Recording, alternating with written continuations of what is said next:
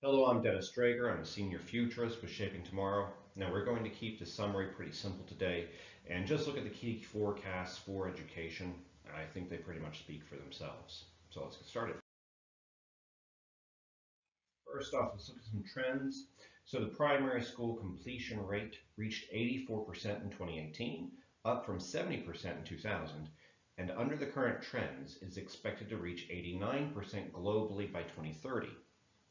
Secondary school education remains a huge challenge, and according to projections, by 2035, only 63% of the world's 20 to 24-year-olds will have completed upper secondary school. Also, 65% of today's grade school kids will end up doing work that has yet to be invented, and 80% or more of current jobs could disappear in the next 20 years.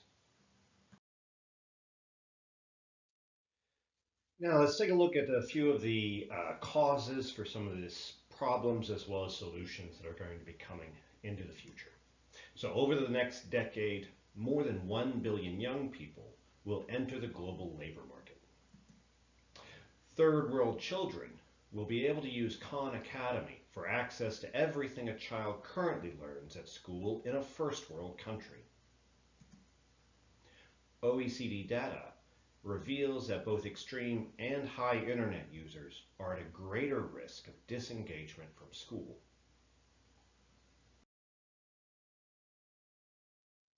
Now let's look at some of the forecasts that indicate consequences for some of today's decisions. So new figures reveal that governments are failing to give all children an education, and that by 2030, 1 in 6 children will not be in school. Also, by 2025, 98 million qualified students worldwide will be excluded from higher education due to a shortage of university seats.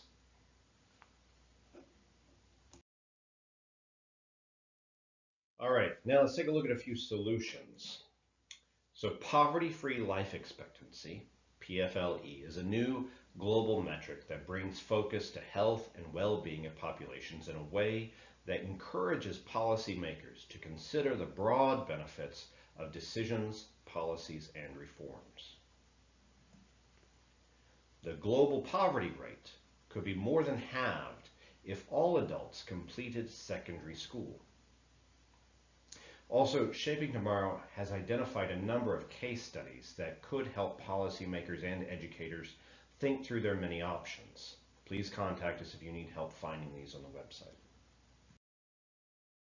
All right, now let's look at a few key questions that many of you may already be asking yourselves. First off, will online education reduce the need for school campuses? What does a sustainable school look like? Will the coronavirus pandemic accelerate the shift to online university teaching? What can governments do to ensure fair and equal access to education for all young people? And how can schools work to ensure the emotional well-being of their students post-crisis? Well, that is the summary for this week's Trend Alert from Shaping Tomorrow about the future of education. Be sure and check out the full Trend Alert by clicking the link below, and let us know if we can help you in any way. Thank you very much for your time. You have a great day.